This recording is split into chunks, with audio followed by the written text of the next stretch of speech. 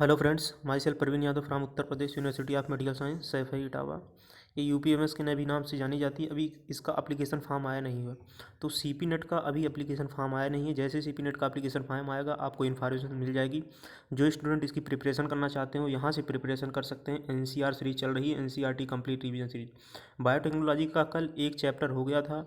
आज उसी चैप्टर के हम PYQ की बात कर लेते हैं, प्रीवियस ईयर क्वेश्चंस की बात कर लेते हैं और बाकी हम इन्फॉर्मेशन जान लेंगे इस चैप्टर में। और जो कुछ क्वेश्चंस बचा हुआ था उस क्वेश्चंस को भी हम कर लेते हैं, क्योंकि हम कल क्वेश्चंस नहीं किए थे। एनसीईआरटी से ही हम पढ़े थे।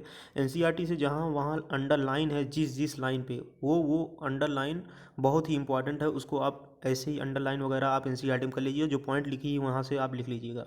तो बायोटेक्नोलॉजी का वो था 1.0 था, ये है 1.1, उसी चैप्टर का है, प्रिंसिपल एंड प्रोसेस का। इसके बाद हम बात करेंगे एप्लीकेशन की, बात करेंगे नेक्स्ट चैप्टर बायोटेक्नोलॉजी में बात करेंगे। उसमें भी हम ऐसे ही बात करेंगे, पहले एनसीईआरटी देखेंगे, इसके बाद फिर एनसीआर देखेंगे, फिर इसके बाद क्वेश्चंस देखेंगे 20-25 क्वेश्चन। तो इससे आपका कॉन्सेप्ट पूरी तरह से क्लियर हो जाएगा। तो आप निश्चिंत रहिए, यूपी में अगर किसी यूनिवर्सिटी में या मेडिकल कॉलेज में जो एप्लीकेशन फॉर्म आएगी आपको इन्फॉर्मेशन तुरंत मिल जाएगी। हम नेक्स्ट वीडियो में आज बात ही कर लेंगे शाम को, जो है कि यूपी में कौन से प्राइवेट बेस्ट कॉलेज हैं और किस इंट्रेंस के थ्रू उसमें एग्जाम आपको जो है एडमिशन मिल जाएगा। तो उसकी हम भी बात कर लेंगे आज। जो है काफ़ी स्टूडेंट को डाउट है जो बीएससी नर्सिंग करना चाहते हैं कि हम प्राइवेट से करना चाहते हैं तो हमारा एडमिशन कैसे होगा, तो इसके बारे में भी बात कर लेंगे। लेकिन आज हम इस वीडियो में बात करने वाले हैं बायोटेक्नोलॉजी प्रिंसिपल्स एंड प्रोसेस। एक पार्ट हो चुका है, ये दूसरा पार्ट है, एनसीईआरटी से हुआ है और इसी चैप्टर का ये दूसरा पार्ट है। तो आप हमारे वीडियो पर नए हैं तो चैनल को सब्सक्राइब कर लीजिए, ऐसे ही लेटेस्ट अपडेट चैप्टर्स और फिर गवर्नमेंट कॉलेज के लिए। यहाँ पे प्रीवियस ईयर क्वेश्चंस हम केमिस्ट्री और फिजिक्स का भी लेकर आएंगे, लेकिन थोड़ा सा आपको टाइम लगेगा, क्योंकि क्वेश्चंस हम बेस्ट क्वेश्चन सेलेक्ट कर रहे हैं, जो क्वेश्चन मैक्सिमम चांस होता है कि एग्जाम में पूछने का। फिलहाल आप लोग पढ़ते रहिए, जैसे ही आप पढ़ रहे हैं जो आपके नोट्स है उसको पढ़ते रहिए, कुछ नया ना पढ़िए, क्योंकि आप नया पढ़ेंगे तो पुरानी चीज़ें भूल जाएंगे। तो कुछ नए के चक्कर में पुरानी चीज़ें ना भूलें, इससे बेहतर होगा कि आप पुरानी चीज़ों को अपने पढ़ते रहें, क्योंकि आपके फोकस जो है पुरानी चीज़ों को बार बार रिवीजन करने से चीज़ें टिप पर हो जाएंगी। लेकिन बायोलॉजी जो यहाँ से करना चाहते हैं वो आप कर सकते हैं। बायोलॉजी के आपके जो है सिंगल क्वेश्चन भी गलत नहीं होंगे, not a single questions in your exam outside from this series. तो आइए हम स्टार्ट कर लेते हैं एनसीआर से। क्वेश्चन नंबर फर्स्ट यहाँ पे दिया है, the technique of using living organism or enzyme from organism to produce product and process useful to humans के लिए यूजफुल होता है। बायोटेक्नोलॉजी आपको ही पता है, बायोटेक्नोलॉजी की काफ़ी डिमांड है, जो है बायो, इससे जो लोग बीएससी करते हैं, इससे एमएससी करते हैं, और इसमें काफ़ी स्कोप भी है बायोटेक्नोलॉजी में।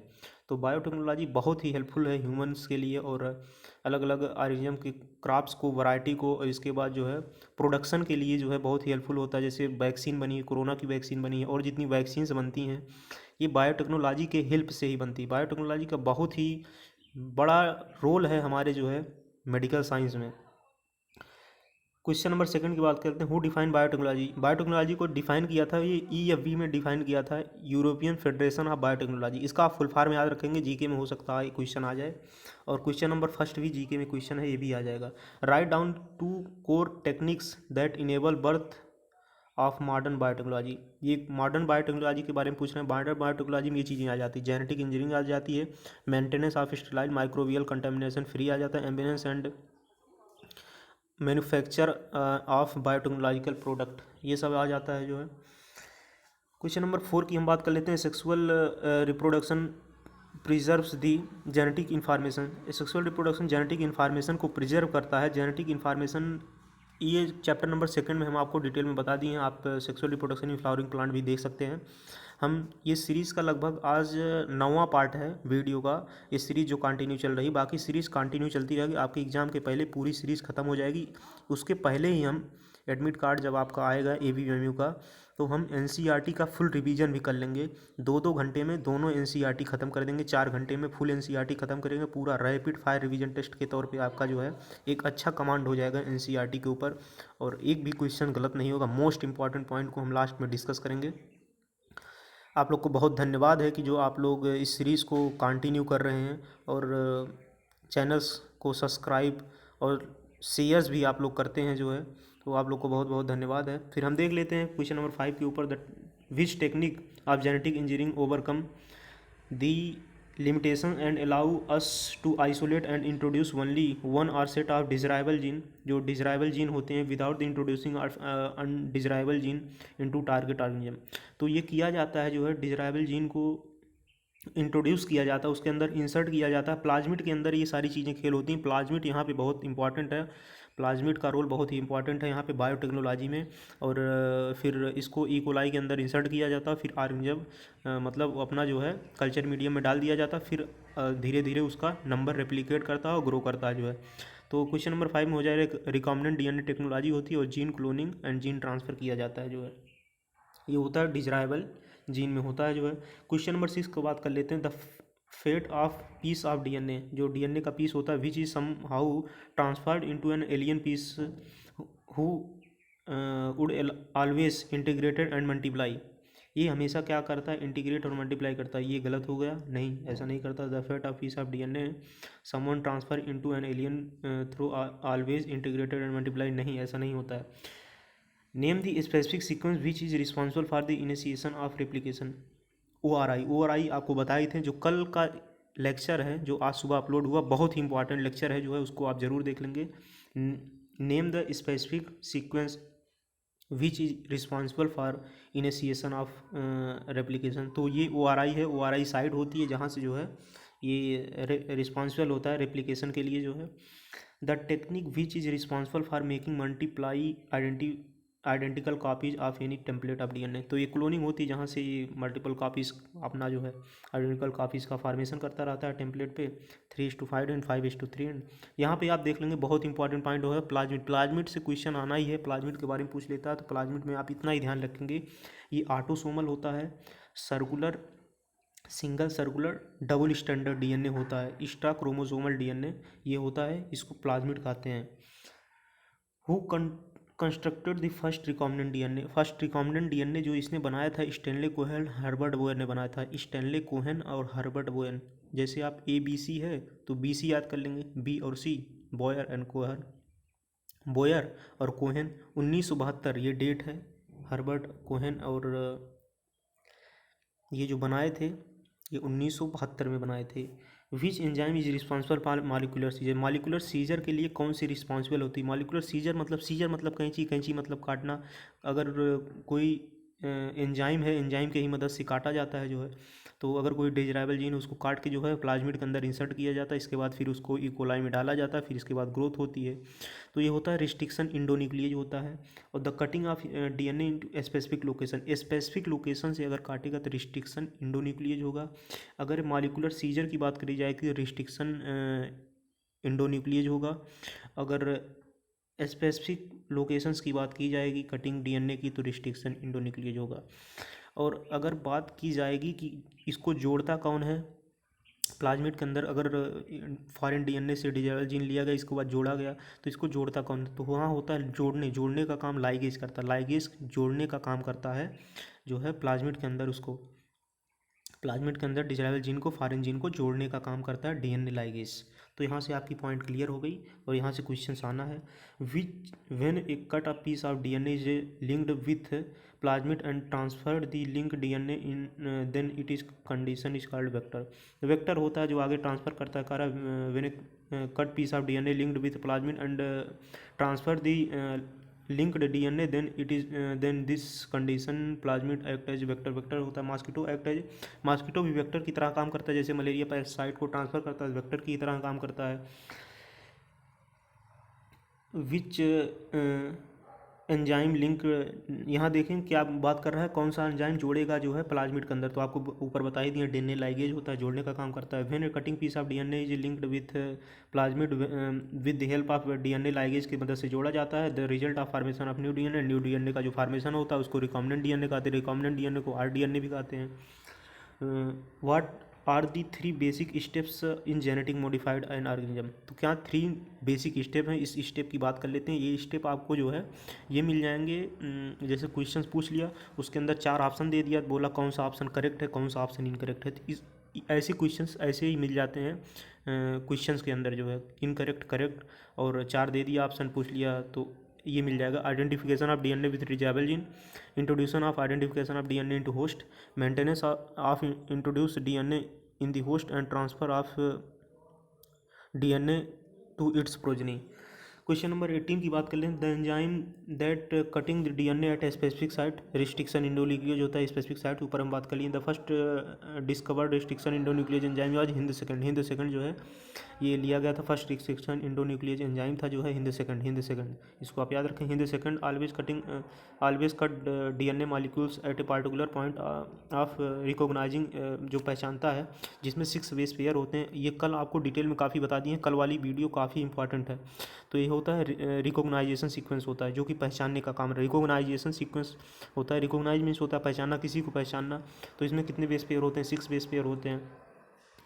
900 रिस्ट्रिक्शन एंजाइम होता है, 230 स्ट्रेन होता है, काफ़ी इंपॉर्टेंट है। टुडे वी नो, अभी तक जो जाना गया है 900 रिस्ट्रिक्शन एंजाइम जाने जा चुके हैं और 230 स्ट्रेंस की खोज हो चुकी है। ये काफ़ी इंपॉर्टेंट है। ये बहुत ही इंपॉर्टेंट है, ये मैच द फॉलोइंग में आ जाता है। ये काफ़ी क्वेश्चन बार रिपीट भी किया हुआ है।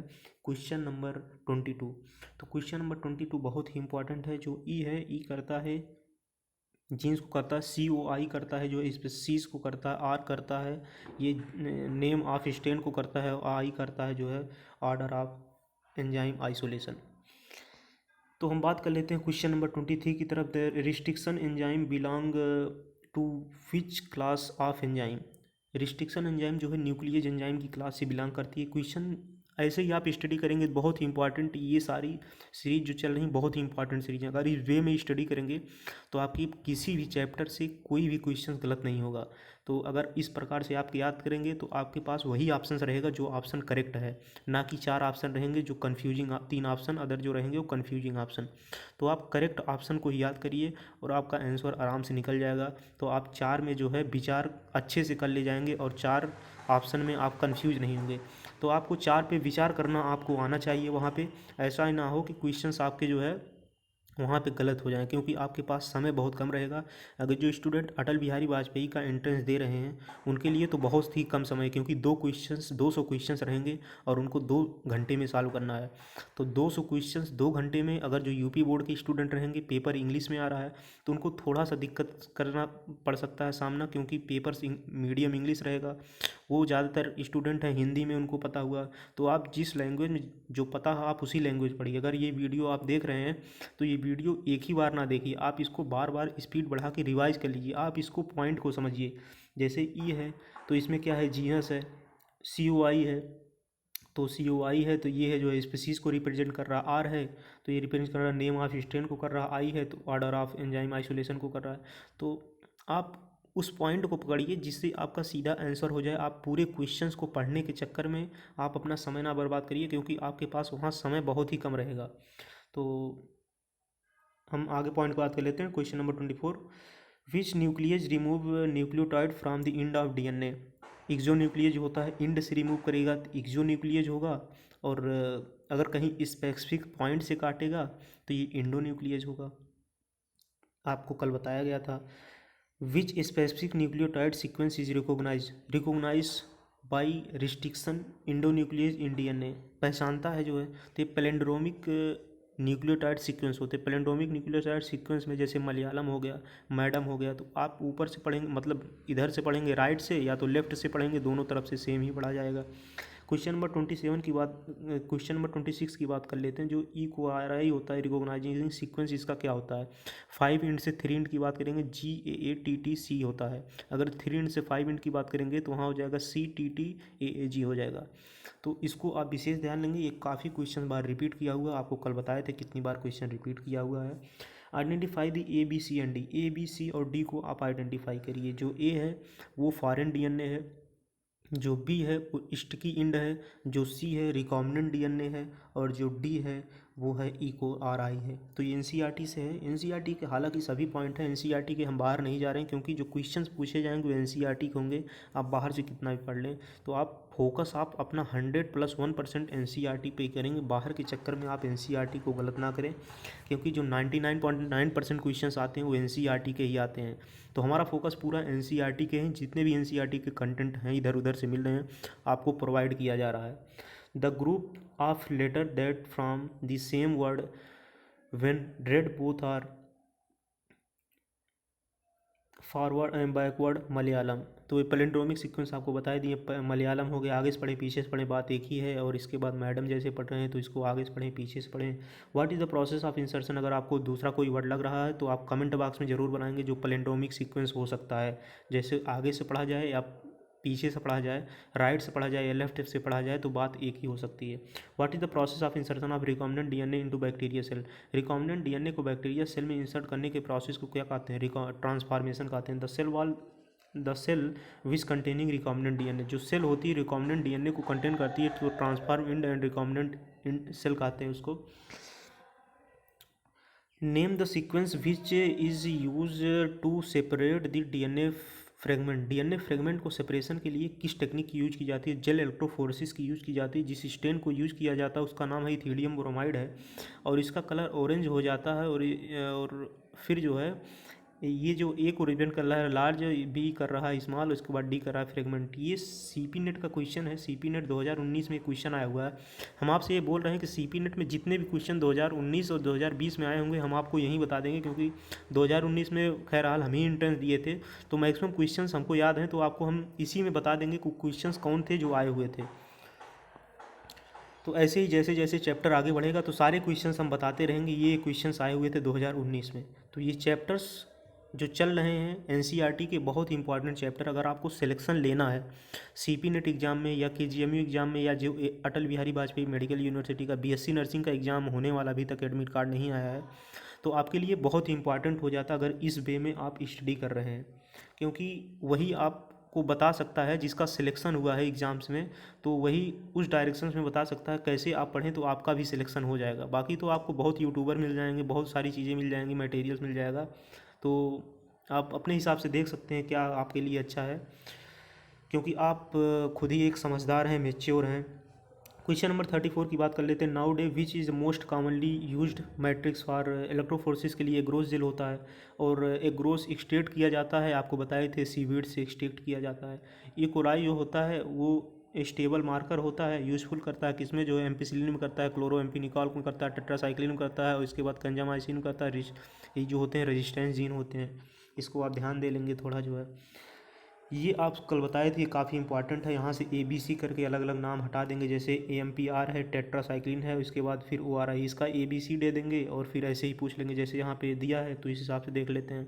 ये जो रिप्रेजेंट कर रहा है E को ORI कर रहा है, B रिप्रेजेंट कर रहा है, हिंद थर्ड कर रहा है, बाम फर्स्ट कर रहा है, इसके बाद D रिप्रेजेंट कर रहा है, ये उसने डी कर रहा है, SAL फर्स्ट कर रहा है, E रिप्रेजेंट कर रहा है, प्यूवा सेकंड कर रहा है, F रिप्रेजेंट कर रहा है, PBR 322, BR जो है ये साइंटिस्ट का नेम है।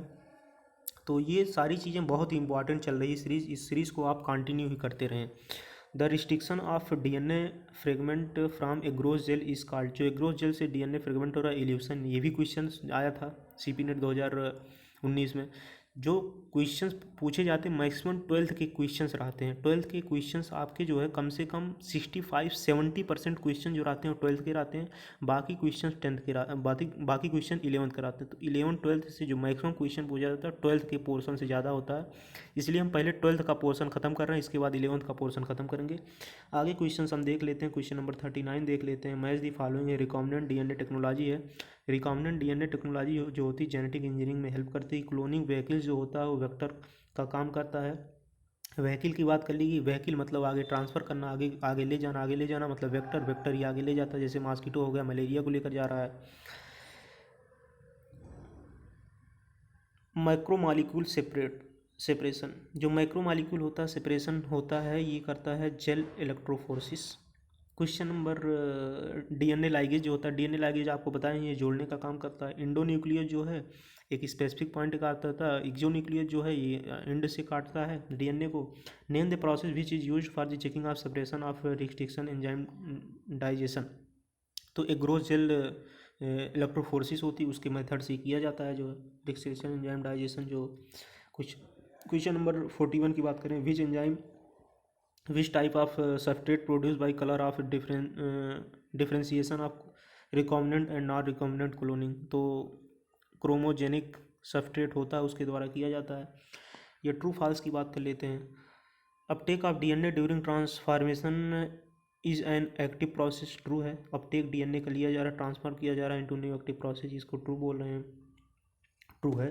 The recombinant DNA and DNA insertion within the coding sequence of an enzyme beta galactosidase, true है। Recombinant bio reactors provides the optional condition for obtaining direct product, true। Bioreactors जो होता है, इसमें कह रहा bioreactors provide the optional condition for obtaining desirable product. जो bioreactors होता है इसकी मदद से हम डिजायरेबल प्रोडक्ट को भी हम पा सकते हैं, ट्रू है। कुछ सेकंड पॉइंट का recombinant DNA insertion within the coding sequence of an enzyme beta galactosidase, true है। Uptake of DNA during transformation is an active process, true है। इसको ट्रू फाल्स इनकरेक्ट करेक्ट में भी इसको पूछ लेंगे, जो है 4 ऑप्शन दे देंगे, करेक्ट डाल देंगे, इनकरेक्ट डाल देंगे, इस हिसाब से क्वेश्चंस आ सकते हैं। और in insertional inactivation process alien gene introduce into ORI sequence, नहीं ऐसा नहीं होता, ओआरआई सीक्वेंस में नहीं इंट्रोड्यूस होता है। क्वेश्चन नंबर 43 की बात कर लेते हैं। The process of induce separation and purification of desirable protein, ये डाउन स्ट्रीम प्रोसेसिंग हो गई। कल थोड़ा सा पार्ट एनसीईआरटी का बच गया था क्योंकि वीडियो काफ़ी लेंदी हो गई और लगभग 45 मिनट का वीडियो हो गया, तो 1-2 पन्ने एनसीईआरटी के नहीं हो पाए थे, तो वहाँ डाउन स्ट्रीम प्रोसेसिंग छूट गई थी, जो कि काफ़ी इंपॉर्टेंट है। नीट 2017, 18 और नीट 2014 के ये क्वेश्चंस रहे हुए हैं, काफ़ी इंपॉर्टेंट है। After insertion inactivation of galactosidase gene which type of cloning do not produce any colour, recombinant colonies हो गई। The part of TI plasmid, जो टीआई प्लाज्मिड होता है वो ट्रांसफ़र किया जाता है एग्रोबैक्टीरियम टिम्बिफेंसिस में इनटू डाइकाट प्लांट, इसको कहते हैं टीडीएनए कहते हैं। If any protein encoding gene is expressed in A heterologous host, अगर हेट्रोलोगस होस्ट में डाला रिकॉम्बिनेंट प्रोटीन होती है। तो क्वेश्चन नंबर 7 की बात कर लेते हैं। Which type of ion use to increase the efficiency of uptake of DNA by bacteria, कौन सा आयन होता है जो बैक्टीरिया के इफिशियंसी को बढ़ा देता है अपटेक करने में? तो डाईवैलेंट कैटायन हो गया, जो कि कैल्शियम का होता है।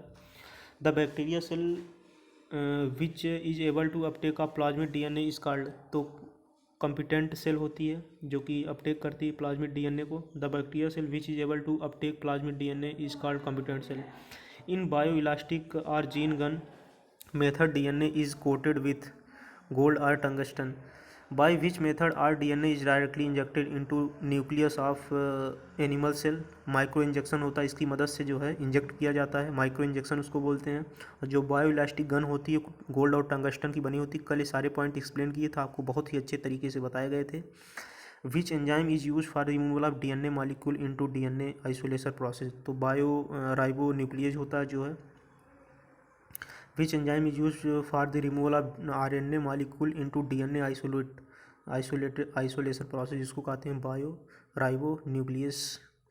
इन यहाँ एंजाइम्स और का ही काफ़ी बहुत इंपॉर्टेंट रोल है। एंजाइम्स, कौन सा एंजाइम यूज होता है काटने के लिए यूज होता है, कौन सा एंजाइम जोड़ने के लिए यूज होता है, क्या इंसर्ट करता है, क्या जो है मतलब गन के रूप में यूज होता है, किसका बना होता है मटेरियल, पीसीआर का क्या होता है, और सारी चीज़ें बहुत ही इंपॉर्टेंट। यहाँ चैप्टर काफ़ी इंपॉर्टेंट हो जाता है। एनसीईआरटी के बाहर एक भी पॉइंट नहीं पूछेगा, और जो भी पॉइंट एनसीईआरटी के बाहर पूछा हुआ है हमने कल आपको एनसीईआरटी में ही करवा दिया। वहाँ पे साइड में जो पॉइंट लिखा हुआ है एनसीईआरटी के पॉइंट है। इस वे में आप स्टडी करेंगे तो काफ़ी अच्छा रहेगा, जैसे ही हम स्टडी किए हुए हैं। In DNA isolation for the separation reaction which chemical is used, ethyl chilled ethanol, chilled ethanol जो है ये यूज होता है, जो है सेपरेशन के लिए यूज होता है। पीसीआर में सारी चीज़ें हैं जो है। और बात ये आ जाता है कि ए क्या है, बी क्या है, सी क्या है, डी का, ये भी काफ़ी इंपॉर्टेंट है। थर्मस एक्वेटिकस, ये क्वेश्चन है जो सीपी नेट 2019 में पूछा। सीपी नेट से इस चैप्टर से 4 क्वेश्चन पूछे गए थे, और इस यूनिट से पूरे जो है 6 क्वेश्चन पूछे गए थे। जो यूनिट है बायोटेक्नोलॉजी की, इसमें 2 चैप्टर है, इससे 5-6 क्वेश्चन पूछे गए थे। बहुत ही इंपॉर्टेंट यूनिट हो जाती है जो स्टूडेंट सीपी नेट वगैरह की प्रिपरेशन कर रहे हैं। Identify A B C D E, आप इसको आइडेंटिफाई ए करिए, ये जैसे है, ये डीनेचुरेशन है, बी है प्राइमर्स है, सी है एनलिंग है, डी एक्सटेंशन है, ई थर्मस पॉलीमरेज है, एंड डी ऑक्सी न्यूक्लियोटाइड है। जो थर्मस एक्वेटिकस पॉलीमरेज, जो थर्मस एक्वेटिकस बैक्टीरिया द्वारा लिया गया है, और फिर ये हाई टेम्परेचर पे इसका डीनेचुरेशन नहीं होता है। और आप इसका सीक्वेंस देख लेंगे। जो डीनेचुरेशन है और फिर जो है एक्सटेंशन है, डीनेचुरेशन है और फिर एनलिंग है, इसके बाद एक्सटेंशन, डीनेचुरेशन एनलिंग एक्सटेंशन, इसका आप सीक्वेंस देख लेंगे। सीक्वेंस 2020 में पूछा गया था नीट में, तो इसका सीक्वेंस आप देख लेंगे। और क्वेश्चंस यहाँ से और बाकी आने का चांस नहीं। कितनी साइकिल होती है? 30 साइकिल तक ये करवाया जाता है। ये 30 साइकिल तक ये जो है करवाया जाता है जो है। तो और ये इंपॉर्टेंट हो जाता है पीसीआर काफ़ी इंपॉर्टेंट है, काफ़ी डिटेल में हम आपको कल बताए थे। यहाँ देख लेंगे थर्मस एक्वेटिकस जो है, इसके बारे में लिखा हुआ है। From which DNA Thermus aquaticus stable DNA polymerase in isolated Thermus aquaticus, बहुत ही इंपॉर्टेंट थर्मस एक्वेटिकस हो जाता है क्योंकि इसका हाई टेम्परेचर पे भी डीनेचुरेशन नहीं होता है। क्वेश्चन नंबर नेक्स्ट की बात कर लेते हैं। जो क्वेश्चंस ये लिए गए हैं प्रीवियस ईयर क्वेश्चंस हैं, नीट के क्वेश्चंस। हालांकि हम जो भी क्वेश्चंस बात करेंगे नीट के क्वेश्चंस की बात करेंगे, या जो हमने एग्जाम दिए हुए हैं उस एग्जाम में जो क्वेश्चंस आए हुए हैं हम उसकी बात करेंगे। बाकी हम इधर उधर के ज़्यादा क्वेश्चंस नहीं देखने वाले हैं, क्योंकि जो क्वेश्चंस रिपीट करते हैं वो नीट के ही क्वेश्चंस रिपीट करते हैं। जो नीट के सिंपल क्वेश्चन होते हैं वो रिपीट करते हैं। बाकी जो इधर उधर के क्वेश्चंस हैं जो एमयू में आए हुए हैं, अदर एग्जाम में आए हुए हैं, तो उसको साइड में लिखा गया, आप वहाँ से देख लेते हैं। जो एनसीईआरटी के बाहर के भी क्वेश्चंस हैं जो आने के चांस हैं उसको भी लिखा गया है, उसको भी आप देख सकते हैं। बाकी ज़्यादा इधर उधर के चक्कर में आप जो है एनसीईआरटी को मत भूलना, क्योंकि एनसीईआरटी को भूल जाओगे तो एग्ज़ाम आपका गड़बड़ हो सकता है। एनसीईआरटी को कभी मत भूलना। क्वेश्चन नंबर फर्स्ट की बात कर लेते हैं, जो नीट 2018 का क्वेश्चन है। The correct order of step in PCR, जो देखिए यहाँ पे क्वेश्चन आ ही गया जिस क्वेश्चन की हम बात कर रहे हैं। तो करेक्ट ऑर्डर इसका क्या है? डीनेचुरेशन है, एलिंग है, एक्सटेंशन है। क्वेश्चन नंबर सेकंड की बात कर लेते हैं। DNA fragment separation of an agarose gel के द्वारा जो डीएनए फ्रेगमेंट है उसको सेपरेट किया जा रहा है, इथीडियम ब्रोमाइड किया जा रहा है, आपको ऊपर बता दिया गया है। आप देखिए अगर इस वे में स्टडी करेंगे तो आपको सीधा आंसर पता होगा, ना कि और ऑप्शन पता होंगे। आपको वही चीज़ पता होनी चाहिए जो करेक्ट ऑप्शन है, तो आपके एक भी क्वेश्चन गलत नहीं होंगे। तो आप उसी चीज़ को पता करिए जो करेक्ट ऑप्शन है, और इनकरेक्ट की तरफ आप ना जाइए, क्योंकि आपको करेक्ट पता होगा तो इनकरेक्ट आप ढूंढ लेंगे। द डीएनए फ्रेगमेंट सेपरेशन हो ही गया, इथीडियम ब्रोमाइड जो है। डीएनए फ्रेगमेंट्स जो है ये निगेटिव चार्ज है। डीएनए फ्रेगमेंट्स आपको बता ही दिए निगेटिव चार्ज होता है, डीएनए ही निगेटिव चार्ज होता है, फ्रेगमेंट की बातें छोड़ दीजिए।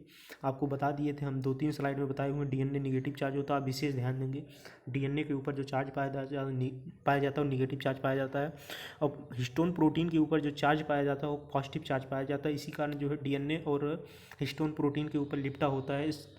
इसका डायग्राम आप एनसीईआरटी में बना हुआ आप वहाँ से देख सकते हैं। ये जीन हुज एनसीईआरटी में बना हुआ ये है, ये उसमें है जो है जेनेटिक्स में एक क्वेश्चन है जो बना हुआ है एनसीईआरटी। जब डीएनए आप जेनेटिक्स में पढ़ेंगे तो वहाँ एक मिल जाएगा। The gene whose express help to identify transfer cell is known as, तो ये है सिलेक्टेबल मार्कर है। और what is the extraction of DNA fragment moved, जो डीएनए फ्रेगमेंट मूव कर रहा है वो कैसे मूव कर रहा है? जो एक ग्रोथ जेल में पॉजिटिव निगेटिव की तरफ मूव कर रहा है, निगेटिव पॉजिटिव की तरफ मूव कर रहा है। ये जो ज़्यादा फ्रेगमेंट है वो कम की तरफ मूव कर रहे हैं, जो कम फ्रेगमेंट है बड़े फ्रेगमेंट है ज़्यादा की तरफ मूव कर रहे हैं। तो आपको ये कल हम बताए थे, ये बताए यही थे कि the smaller of the fragment size further it move, जो उसे फ्रेगमेंट की साइज़ कम होगी वो उसी तरफ मूव करेगा जो है। The process of separation and purification of expression, जो प्रोसेस होता है सेपरेशन का प्योरीफिकेशन प्रोसेस होता है, इसको कहते हैं डाउन स्ट्रीम। अभी ऊपर आपको बताए हैं, कल एक स्लाइड में छूट गया था, काफ़ी इंपॉर्टेंट था। Strict tank bioreactors have been designed, तो ये जो डिज़ाइन किया गया है जो है ये प्योरीफिकेशन ऑफ प्रोडक्ट के लिए डिज़ाइन किया गया है। स्ट्रिक्ट टैंक ये इंपॉर्टेंट हो जाता है। और हम बात कर लेते हैं जो क्वेश्चन नंबर 8 की बात कर लेते हैं। क्वेश्चन नंबर 8 है 2016 नीट सेकंड का क्वेश्चन है। बहुत ही अच्छा नीट सेकंड हुआ था 2016 में, बहुत ही अच्छा पेपर हुआ था, और कट ऑफ भी बहुत ही कम गई थी, लगभग 485 460 नंबर जिनके थे 70 नंबर थे उनका सिलेक्शन हो गया था। हालांकि इस टाइम नीट के कट ऑफ बहुत ही ज़्यादा जा रहे हैं, लगभग 600 प्लस जिनके नंबर है, 605 610 नंबर है, उन्हीं का सिलेक्शन हो पा रहा है। तो पहले कट ऑफ कम 2016 में सेकंड जब नीट हुआ था इसलिए गया था क्योंकि क्वेश्चन जो पूछे थे सीबीएसई ने क्वेश्चन पहले करवाती थी, पहले एनटीए नहीं करवाती थी, सीबीएसई करवाती थी। बहुत ही अच्छा क्वेश्चन डाला हुआ था, और बहुत ही वेल फ्रेम्ड क्वेश्चन ऐसे डाले हुए थे कि अच्छे से अच्छे लोग घूम गए थे। तो क्वेश्चन नंबर 8 की बात कर लेते हैं। Foreign DNA and plasmic cutting cut by the same restriction and endonuclease can be joined to form a recombinant plasmid using. तो क्वेश्चन नंबर 8 का जो आंसर हो जाएगा वो हो जाएगा लाइगेज। ये पूछ रहा है the foreign DNA and plasmid cut by the same restriction endonuclease can B join की बात आ गई तो वहाँ पर सीधा लगा देंगे लाइगेज, आपको ऊपर बता देंगे ज्वाइन की बात। तो कोई भी क्वेश्चन रहे तो आप वहाँ से घूमेंगे नहीं, कितना भी टफ पेपर हो। तो क्वेश्चन नंबर 7, क्वेश्चन नंबर 8 बहुत इंपॉर्टेंट क्वेश्चन नंबर देख रहे हैं। नीट से कम जो है क्वेश्चंस कितने आ रहे हैं। नीट जैसे एग्जाम में यहाँ इस चैप्टर से क्वेश्चन अगर आ रहे हैं तो एक क्वेश्चन आ रहा, 2 question, 3 question, 4 question, 1 2 3 4 question NEET जैसे पेपर में आ रहे हैं। तो आप समझ सकते हैं कि ये चैप्टर कितना इम्पॉर्टेंट है। चैप्टर बहुत ही ज़्यादा इम्पॉर्टेंट, इसलिए हम इस चैप्टर को फिर से कर रहे हैं। एक बार हम एनसीईआरटी से रीडिंग की, इसके बाद पीवीआईक्यू से हम कर रहे हैं जो है। तो आप इसको थोड़ा अपनी तरफ से भी एफर्ट लगाएं, क्योंकि हमारी तरफ से फुल एफर्ट लग रहा है इसको स्लाइड को बनाने में जो है, इस पीडीएफ को बनाने में, और आप तक पहुंचा रहे हैं, क्योंकि हमारे भी एग्ज़ाम्स आने वाले, इसलिए हमारे पास भी काफ़ी कम समय है। जितना भी आपको कंटेंट मिल रहा है इसको आप 100% अपना दीजिए। क्वेश्चन नंबर 10 की अगर हम बात कर, क्वेश्चन नंबर 9 अभी नहीं हुआ। विच of the following is not a component of down stream processing. Down stream processing का कौन सा कंपोनेंट इसमें नहीं है? तो एक्सप्रेशन कंपोनेंट नहीं है। जो कंपोनेंट है आप देख लेंगे, सेपरेशन है, प्योरीफिकेशन है, प्रिजर्वेशन है, जिसको आप लिख लेंगे कौन सा कंपोनेंट है, कौन सा नॉट लगा देंगे, और ये आपका धीरे से गलत हो सकता है। Which of the following restriction enzyme produces blunt end. तो ब्लंट इंड को कौन प्रोड्यूस कर रहा है? ब्लंट इंड को, हालांकि ये एनसीईआरटी के बाहर है लेकिन फिलहाल आ सकता है, क्योंकि नीट 2016 का रिपीट क्वेश्चन है। और आपको बता दिए जो नीट 2016 हुआ था वहाँ पे 480 और 75 नंबर पे ही सिलेक्शन हो गया था, इसलिए क्वेश्चन बहुत ही अच्छे डाले थे उसने।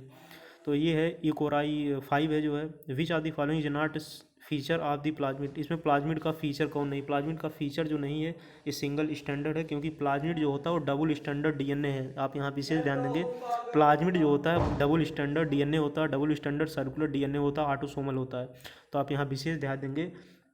नीट 2016 फर्स्ट फेज़ का क्वेश्चन है। नीट 2016 में 2 बार हुआ था, क्योंकि एक बार हुआ इसके बाद फिर दोबारा नीट हुआ जो है। और जो नीट फर्स्ट के स्टूडेंट थे, नीट फेज़ फर्स्ट के, वो नीट सेकंड में जो बैठे थे, अच्छों की हालत ख़राब हो गई थी, क्योंकि जो नीट 2002 हुआ था वो बहुत ही अच्छे क्वेश्चन आए थे। आप यहाँ से देख सकते हैं अपने हिसाब से। Thermos aquaticus polymerase enzyme obtained हुआ है। तो थर्मस एक्वाटिकस जो है आप यहाँ देखेंगे, आपको बता ही दिए हैं। थर्मस एक्वाटिकस बैक्टीरिया द्वारा ये लिया गया था, एक्सट्रैक्ट किया गया था, एंजाइम निकाला गया था, ऑब्टेन किया गया था। विच of the following is separation of endonuclease. Endonuclease Hind second से सेपरेट किया था, आपको ऊपर थ्योरी में बता दिए। नीट फेज फर्स्ट का क्वेश्चन है। आप यहाँ से नीट के क्वेश्चंस आप लगा सकते हैं प्रीवियस ईयर क्वेश्चन से। डेली हम ऐसे ही आपको करवाते रहेंगे, हर चैप्टर के 10-15 क्वेश्चंस लेकर आएंगे जो रिसेंट में है। 10-15 साल के ये क्वेश्चंस आपको लेकर आएंगे, क्योंकि मैक्सिमम क्वेश्चन चांस होता है रिपीट करने का। विच of the following is not required for any of the technique DNA fingerprinting available in present. Question number 14 का आंसर जो हो जाएगा विच ऑफ द फॉलोइंग का रहा नॉट रिक्वायर्ड, रिक्वायर्ड नहीं है। तो नहीं रिक्वायर्ड है zinc finger analysis, polymerase chain reaction required है, पीसीआर डीएनए हाइब्रिडाइजेशन ये भी होता है, रिस्ट्रिक्शन एंजाइम ये भी होता है, जिंक फिंगर एनालिसिस। तो यहाँ आप जैसे क्वेश्चन पूछेगा incorrect, not correct, not required, required, और इसको आप पहले अंडरलाइन कर लेंगे, क्योंकि यहाँ आपका फोकस बहुत अच्छा होना चाहिए, नहीं तो 4 ऑप्शन में आप गलत कर सकते हैं वहाँ पे। तो आप गलत नहीं करिएगा, क्वेश्चन छोड़ दीजिएगा अगर निगेटिव मार्किंग है, लेकिन गलत नहीं करिएगा, क्योंकि गलत आप कर देते तो वहाँ सीधा आपका जो है माइनस में नंबर चला जाता है। The DNA molecules to which the gene of interest, the DNA molecule to which the gene of interest is integrated for cloning is called, cloning is called vector. Vector जो लिया जाता है plasmid लिया जाता है, वो बताए हैं वेक्टर के फॉर्म में प्लाज्मिड लिया जाता है। और प्लाज्मिड आपको बता ही दिए प्लाज्मिड क्या होता है, single circular double standard DNA होता है, बहुत ही इंपॉर्टेंट प्लाज्मिड है। आप प्लाज्मिड को विशेष ध्यान देंगे। फॉरेन डीएनए लिया जाता है, कट किया जाता है, प्लाज्मिड को एक साइड से कट किया जाता है, इसके बाद प्लाज्मिड को अंदर इंसर्ट किया जाता है, इसके बाद उसको इकोलाइन डाल दिया जाता है, इसके बाद ग्रोथ होती है। ऐसे ही वैक्सीन का फार्मेशन भी ऐसे ही होता है, जो वैक्सीन बनाई जाती है बायोटेक्नोलॉजी का वैसे बहुत ही इंपॉर्टेंट रोल है हमारे मेडिकल फील्ड में। The cutting of DNA at specific locations become possible with the discovery of, ये लिया गया था रिस्ट्रिक्शन एंजाइम जो है, cutting of DNA at specific location. Specific location की बात करेंगे, रिस्ट्रिक्शन एंजाइम हो जाता है। Analysis of chromosomal DNA using the south southern hybridisation. So southern hybridisation ये भी कल आपको बता दिया गया था। तो पीसीआर जो है ये टेक्निक्स में यूज होता है, डज नॉट यूज। ये किस में यूज नहीं होता है, ये देख लिया आप, यहाँ से धीरे से लगा दिए डज नॉट, यहाँ हम भी आप देखिए गलत कर दिए। तो इसमें किस में यूज नहीं होता है, तो पीसीआर में यूज नहीं होता। किस में यूज होता है, इलेक्ट्रोफोरेसिस में होता है, ब्लॉटिंग में होता है, ऑटो रेडियोग्राफी में होता है। तो आप या लिख लेंगे आप अपने एनसीईआरटी में साइड में, या जो आपके नोट्स हैं, जो स्टूडेंट नोट्स बना रहे हैं, जो इंपॉर्टेंट पॉइंट आपको लगा करे आप सीधा उसको नोट डाउन कर लीजिएगा पॉइंट के फॉर्म में। Which vector can be clone only a small fragment of DNA. कौन सा वेक्टर जो है स्मॉल फ्रेगमेंट में यूज होता है, तो प्लाज्मिड यूज होता है। जो प्लाज्मिड का बहुत इंपॉर्टेंट, प्लाज्मिड देख रहे हैं कम से कम 4 से 5 बार आ चुका है, और आपको थ्योरी में बता दी है प्लाज्मिड बहुत इंपॉर्टेंट है। Commonly use vector for human genome sequence. Commonly जो वेक्टर्स यूज होता है बीएसी होता है, वाईसी। बीएसी का full form bacterial artificial chromosome है, वाईएसी का ईस्ट आर्टिफिशियल क्रोमोजोम, इसको यूज किया जाता है वेक्टर के फॉर्म में जो है। The cloning of recombinant DNA appears into construct to blue clones of non recombinant bacteria because of. Question number 20 का हो जाएगा, सी हो जाएगा, non recombinant bacteria containing beta galactosidase. Beta galactosidase आपको कल बताए ही थे जो यूज होता है। क्वेश्चन नंबर 21 की बात कर लेते हैं। द डीएनए फ्रेगमेंट, जो डीएनए होता है, डीएनए फ्रेगमेंट होता है, वो generation by the restriction endonuclease in the chemical reaction can be separated by. किसके द्वारा सेपरेट होता है, तो इलेक्ट्रोफोर्सिस आपको बता ही दिए, उसमें इलेक्ट्रोफोर्सिस में के द्वारा सेपरेट होता है। और छोटे फ्रेगमेंट आसानी से मूव कर लेते हैं। एथिडियम होता है, और इसके बाद जो है इथर ऑरेंज कलर दे देता है, इल्यूशन उसी में होता है। और ये सारी चीज़ें इंपॉर्टेंट हैं। और क्वेश्चन नंबर हम 22 की बात कर लेते हैं। Which of the following is not correctly match for the organism and it cell wall degrade enzyme. Cell wall का डिग्रेडेशन कैसे होता है, तो सेल वॉल का अलग अलग प्रकार से डिग्रेडेशन होता है, अलग अलग एंजाइम के द्वारा होता है। तो क्वेश्चन नंबर 22 का जो करेक्ट ऑप्शन है वो ऑप्शन ए है, एल्गी है, उसका सेल वॉल मिथाइलेज। नॉट यहाँ देख लेंगे, धीरे से यहाँ लगा दिया नॉट करेक्ट, तो नॉट करेक्ट होगा, तो होगा एल्गी की सेल वॉल वहाँ यहाँ बता रहा है मिथाइलेज द्वारा होता है। फंजाई जो होता है, काइटिनेज जो होता है, बैक्टीरिया होता है, लाइसोजाइम होता है। बैक्टीरिया की सेल वॉल जो होती है वो लाइसोजाइम के द्वारा जो होती है। और फिर प्लांट की सेल वॉल सेलुलोजिक होती है। प्लांट की सेल वॉल की अगर हम बात करें तो सेलुलोजिक होती है। एल्गी भी प्लांट ही के अंदर आता है, इसलिए इसकी भी सेल वॉल जो है सेलुलोजिक होती है, मिथाइलेज नहीं होगी। तो ऑप्शन ए जो है इनकरेक्ट हो जाएगा। During the process of isolation DNA chilled ethanol. Chilled ethanol की अगर हम बात कर रहे हैं तो यहाँ सीधा आंसर हो जाएगा प्रेसिपिटेट डीएनए हो जाएगा। प्रेसिपिटेट डीएनए के लिए हम डीएनए को प्रेसिपिटेट करने के लिए, मतलब एक यहाँ बैठाने के लिए इसको यूज करते हैं, जो है चिल्ड इथेनॉल इसका यूज करते हैं। और ये कर्नाटका नीट 2013 का क्वेश्चन है। ऊपर नीट 2013 का क्वेश्चन है, क्वेश्चन नंबर 20। नीट के ही क्वेश्चन आप सॉल्व करिए, अगर आपके बुक्स हो पास तो सॉल्व करिए, नहीं तो आप पीडीएफ भी यहाँ से देख सकते हैं। 20 से 30 क्वेश्चन हर चैप्टर में हम करवाएंगे, और काफ़ी इंपॉर्टेंट हो जाते हैं। आप एक्सप्लेनेशन भी हम प्रॉपर कर रहे हैं, क्वेश्चंस किस में आए हुए हैं हम इसको भी बता रहे हैं, ये क्वेश्चंस किस किस जगह और आए हुए हैं इसको देख लेंगे। इसको हम थ्योरी में भी इसको करे थे, तो इसको आप देख लेंगे। क्वेश्चन नंबर 24 है, इसको देख लेंगे। The given figure in the diagrammatic representation of E coli vector in PVR 322 which of the following is option correctly identify and its certain component. तो इसका करेक्ट ऑप्शन जो हो जाएगा 24 का हो जाएगा ampere tetracycline. Ampere tetracycline antibiotic resistance gene होता है। तो क्वेश्चन नंबर 24 का ऑप्शन हो जाएगा डी हो जाएगा। क्वेश्चन नंबर 25 की बात ले लेते हैं, 3-4 क्वेश्चन इसको भी हम देख लेते हैं। PVR and PCR. पीसीआर मतलब polymerase chain reaction and restriction fragment length polymerase are method of. तो इसका मेथड है ये जेनेटिक फिंगरप्रिंटिंग। जेनेटिक फिंगरप्रिंटिंग हम देखेंगे। जेनेटिक कुछ अलग अलग कुछ चैप्टर में जो टॉपिक्स हैं, इंपॉर्टेंट टॉपिक हैं, लास्ट में हम उनको अलग से देख लेंगे। जो इंपॉर्टेंट डेट्स हैं, साइंटिस्ट के नेम है, बाकी सेपरेट चीज़ें हम जो है सेपरेट वीडियो मोस्ट इंपॉर्टेंट चीज़ें देख लेंगे, तो उससे आपका काफ़ी क्लियर हो जाएगा। जो सिंगल स्टैंडर्ड डीएनए, तो सिंगल स्टैंडर्ड डीएनए आपको बता ही दिए। Nucleic acid tagged with radio active molecule, जिसको प्रोब कहते हैं, आपको कल इसको बता दिया गया था। ऊपर हम छज्जे पे एनसीईआरटी में लिखे हुए हैं, आप वहाँ से भी देख सकते हैं। और जो मोस्ट इम्पॉर्टेंट टॉपिक्स हैं उसको हम करवा रहे हैं एनसीईआरटी से। और उसके क्वेश्चंस ही हम आपको बता रहे हैं। बाकी चीज़ें एनसीआर से भी करवा रहे हैं। एनसीआर भी काफ़ी इंपॉर्टेंट, बहुत इंपॉर्टेंट हो जाता है एनसीआर, क्योंकि एनसीआर का नाम ही है एनसीईआरटी कंप्लीट रिवीजन। तो आपका एनसीईआरटी से पूरा रिवीजन हो जाएगा, एक भी क्वेश्चंस बाहर से नहीं आए। तो single standard of nucleotide acid tagged with radio active molecule जो होता है, अगर पूछेगा tagged with radio active molecule, radio active molecule का जहाँ आ जाएगा तो वहाँ लगा देंगे, प्रोब लगा देंगे।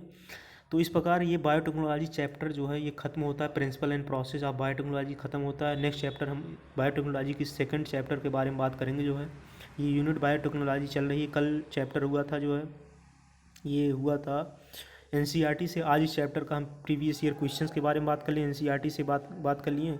तो आप हमारे चैनल पे नए हैं तो वीडियो को लाइक करिए, चैनल को सब्सक्राइब करिए। मिलते हैं किसी नेक्स्ट अपडेट में नए स्लाइड के साथ और नए अपडेट के साथ। जय हिंद।